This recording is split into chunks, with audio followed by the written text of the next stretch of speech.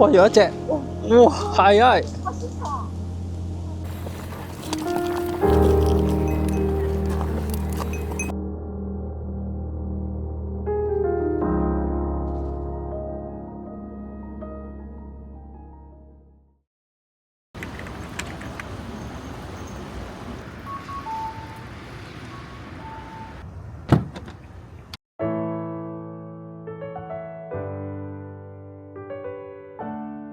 由金澤出發去白川鄉，會經過一條白色公路。呢條道路大約30公里長，最高點有超過1500米。而呢條路因為冬天大雪嘅關係，只係會得夏天同秋天會開放。因為路嘅兩邊都係森林、瀑布同埋溪谷，秋天紅葉季節係特別出名。成條路都可以一路停車睇景。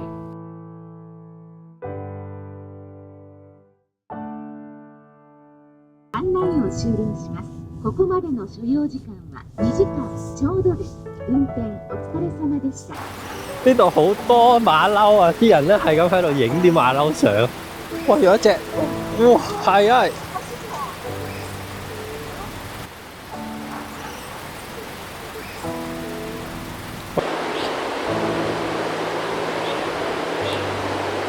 頭先嗰度好多馬騮啊，仲有細馬騮仔，好搞笑。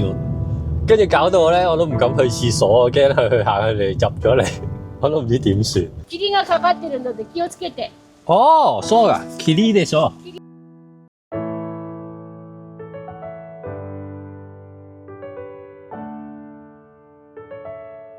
勁喎呢度！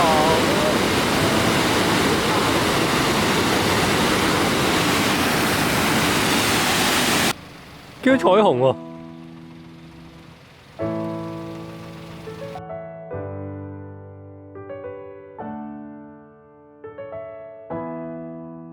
嗱，呢度咧就係啲紅葉啦，上面嗰啲樹咧變咗白色啊，即係兩個 layer， 一個係紅色，一個係白色。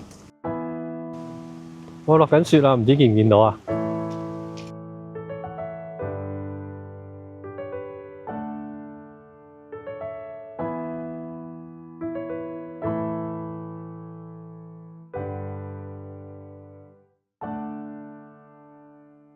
去到白色公路嘅盡頭，就到咗今日嘅目的地白川鄉。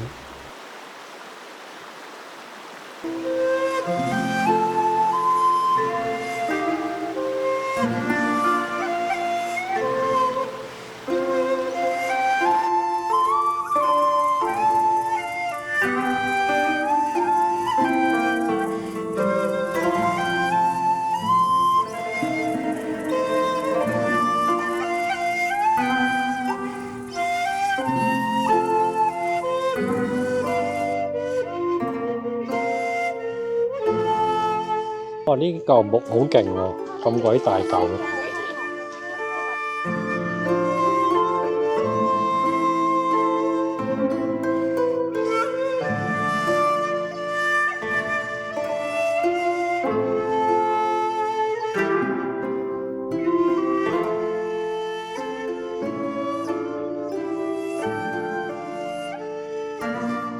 熊出沒注意啊！咁多人應該唔會俾人咬啩。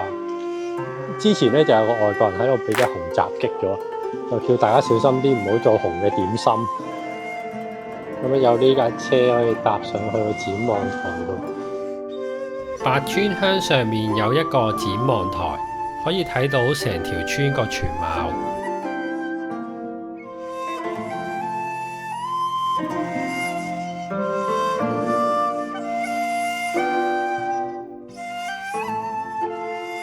咁喺條村嘅另一個盡頭咧，有3間小屋，好整齊咁排列啊，成為咗一啲人影相嘅熱點啊！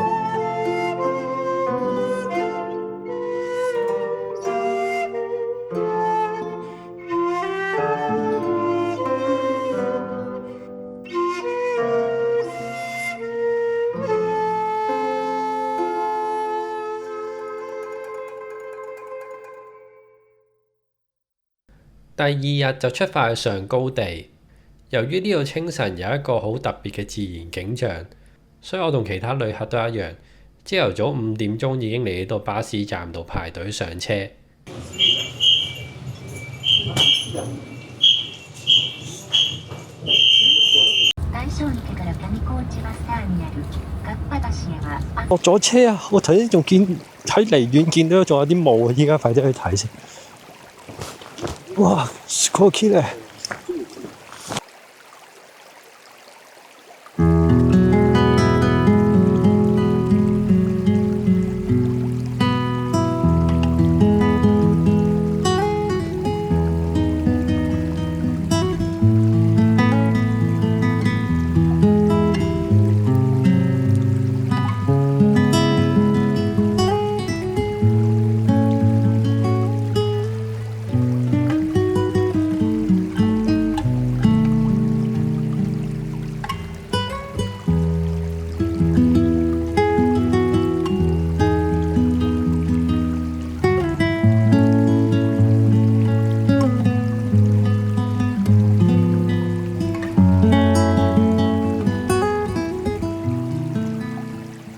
咁影完大正池，依家咧就行去嗰個河童橋啊。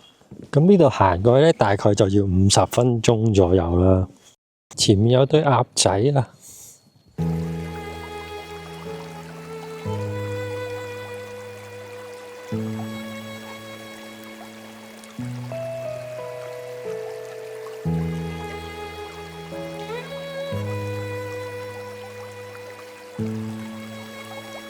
前面呢個係紅鈴啊，咁咧就喺度令到即係趕走啲熊啦。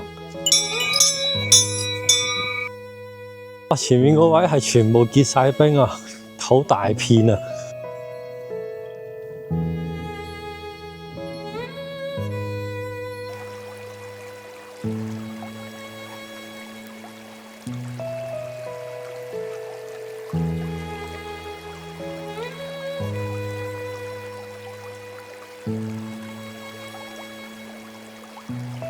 行咗好耐，終於見到呢條河童橋啦。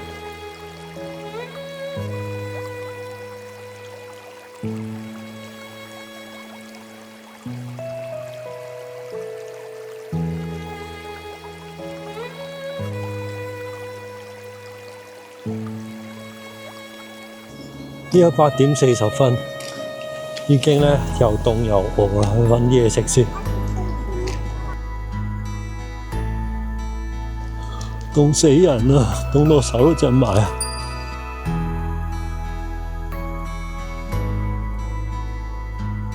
唔知見唔見到個 camera 咧，就喺前面呢個位。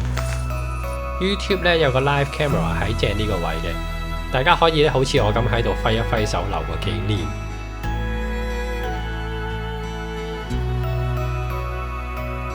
咁今集就到呢度先，多謝大家收睇，拜拜。